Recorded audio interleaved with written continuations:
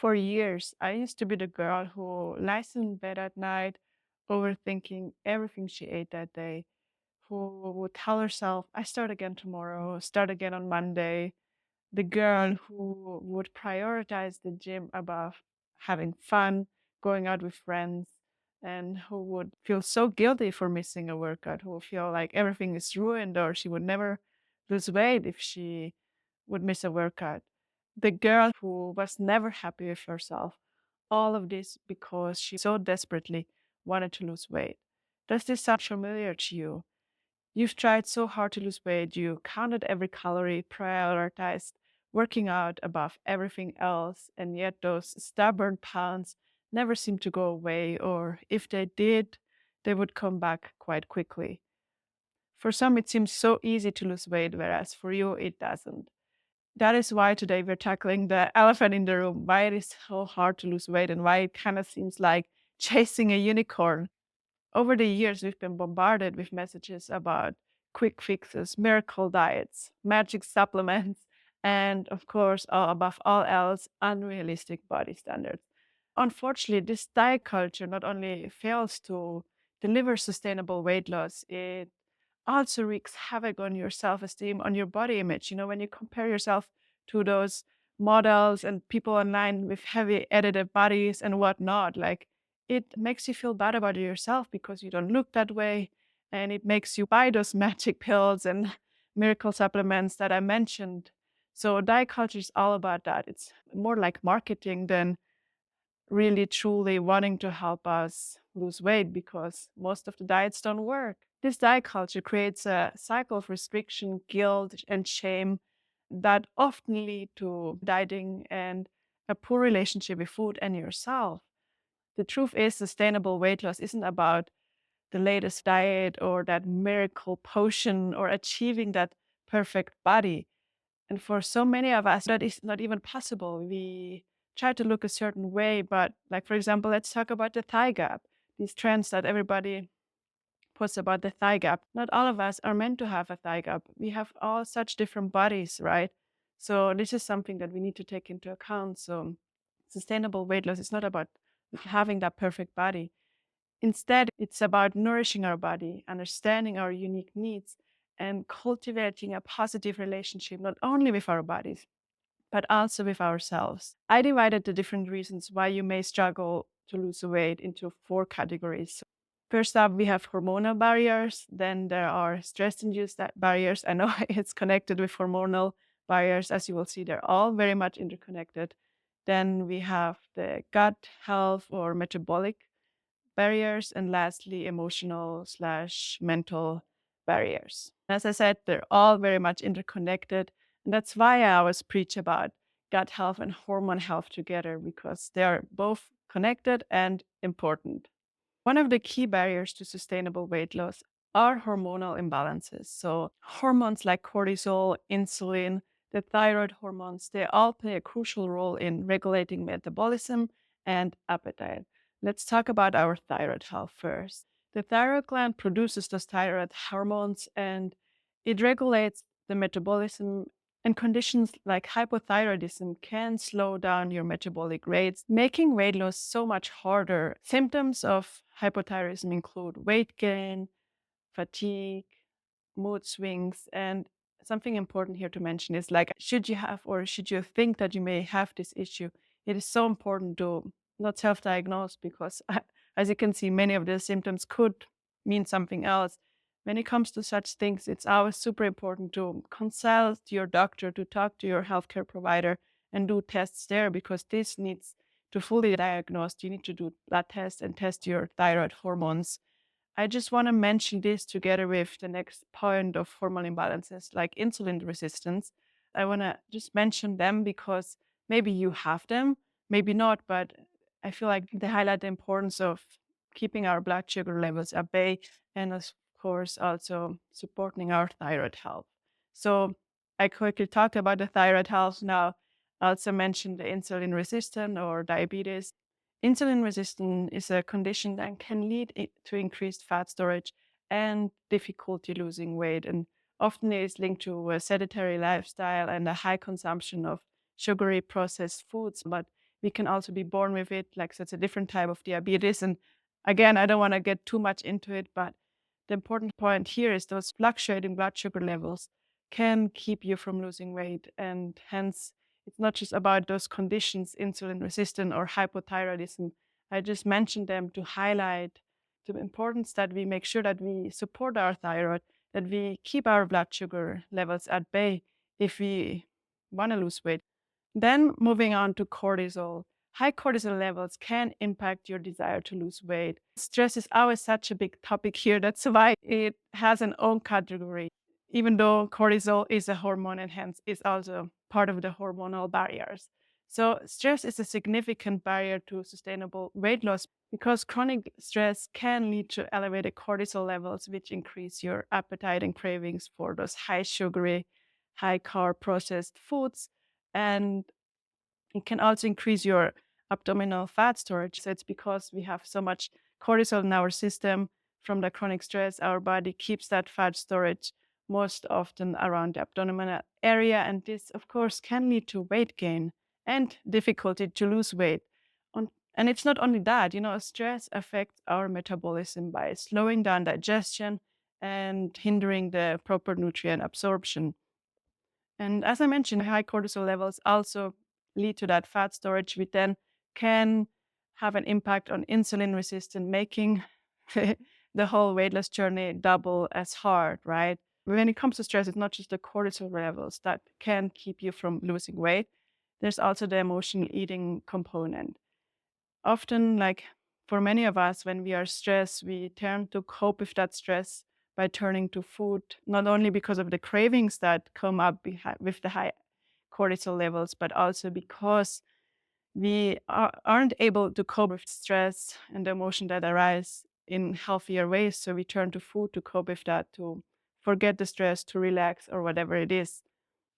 And this stress and emotional eating as a stress response can then even trigger binges because this cycle of guilt not only, of course, creates further stress, leading to more cortisol, but also it makes it difficult to maintain healthy eating habits. When we eat out of the stress, usually we eat those high sugary, unhealthy foods that then lead to a higher intake in calories. So we eat much more than we burn without maybe properly realizing it. Maybe you're doing everything perfect, but as long as you emotionally eat and always overeat during those times, it can hinder your weight loss journey. That stress with the emotional eating has been a major factor in my struggles to lose weight. Next up is your gut health, because your gut health plays a vital role in maintaining a healthy weight. An imbalanced gut microbiota can disrupt your metabolism, increase inflammation, and alter your hunger and fullness hormones, once again leading to weight loss. And once again, linking back to hormones and stress, those issues, maybe the high inflammation or the imbalanced gut microbiota, could be due to high cortisol levels. So as you see, it's all interconnected. On top of that, recent studies have shown that your gut microbiome can influence your food choices and cravings. On the other hand, a healthy gut promotes efficient digestion, nutrient absorption, and proper elimination of wastes. Plus, a diverse and balanced gut microbiome can help reduce cravings for unhealthy foods, making it so much easier to stick to a more nutritious, more weight loss supporting diet without all the restriction. For more on your gut health and how to improve your gut health, check out a previous video episode that I did about 7 tips for better gut health. Of course, I will link it as always down below. Now, the last potential barriers to your weight loss success are psychological and emotional barriers. And here I want to mention again emotional eating, because if you didn't relate to stress eating, you might be emotional eating because of other emotions, be it anger, grief, sadness, boredom, or other negative emotions. So you might be using emotional eating to cope with other emotions other than handling stress. And again, here the impact would be the same, that you eat more foods and you create more stress, because if you not eat because of your stress, it creates still stress from the guilt and the shame, right? And for this, again, I recorded a video previously about emotional eating much more in depth and about its triggers. So, of course, again, I will make sure to link it down below.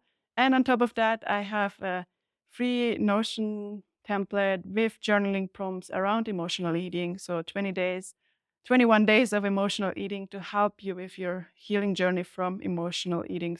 And when it comes to emotional and mental barriers, there's also the aspect of negative self talk and limiting beliefs that could sabotage your weight loss efforts because they undermine your motivation, your drive, and confidence in your weight loss goals. When you start telling yourself, well, I'm not worthy, it's not going to happen for me, I'm not going to achieve that anyways, of course, your motivation goes away. You throw it all out of the window and think, well, it's not possible for you anyway, so you might as well indulge, you might as well do this or that. So there's also those kind of barriers when it comes to the mental barriers.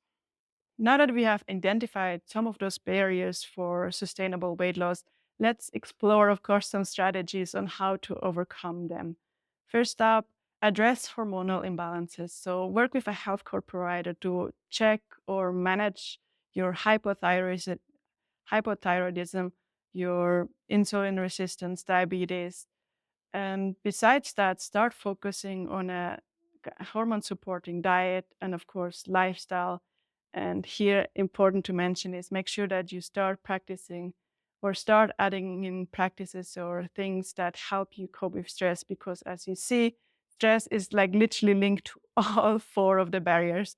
So it's an own barrier and linked to hormone, gut health, and your mental barriers or your emotional barriers to weight loss. So that's why, stress is so important and also has his own episode all about stress, which, again, as always, it will be linked down below so that you can maybe dive deeper into the topic of stress if you haven't already. Next up is improve your gut health, focus on a fiber-rich diet, include probiotics, prebiotics, limit your intake of high sugar, high processed foods so that your gut and your metabolism can work at their best. And again, for gut health, of course, it's important again to manage your stress, to manage your cortisol levels. Then the next point is or the next tip is to develop healthier coping mechanisms. Try to find ways to handle your emotions other than turning to food. Replace emotional eating with alternative coping strategies such as talking to a friend, journaling, going for a walk, exercising, whatever it is. And again, here, don't forget the Notion journal should you want to start handling your emotions with journaling, because there's also prompts to help you with that. And then create a supportive environment. Surround yourself with people who support you in your goals, who understand why you do certain things, and seek out social activities that don't just revolve around food, and find ways to reward yourself other than turning to food, because sometimes we also turn to food to reward ourselves. It's kind of like sounds illogical, but we maybe say, okay, I've worked out, I've did so much today, so I'm going to eat all the ice cream, right? So it's like a self-sabotaging cycle. Then lastly, focus on consistency. Establish a routine that includes balanced meals and regular exercises. Set achievable goals, and of course, celebrate all the small victories. Take small steps and celebrate all the little victories. And of course, don't forget to prioritize your sleep. For me, all these things that sound so basic have changed the shift. In the past, I used to buy this new protein powder or whatever another influencer promotes or really prioritize the gym, when in the end, it comes back to the basic, taking care of our hormones, our gut health, managing our stress, and supporting our body, mental well being in the healthiest ways possible. And this doesn't have to be perfect all the time. We are allowed to indulge here and there. I lost weight now while eating a chocolate cake every week, eating chocolate every day, but in moderation, because I don't restrict myself anymore. I created that balanced lifestyle that you probably crave. And by focusing on those things that I mentioned today, it will be so much easier. There you have it. Achieving sustainable weight loss is a journey that involves multiple factors. For so many of us, it's not just about calories in and calories out. Your hormones, your gut health, stress levels are all key players in the game.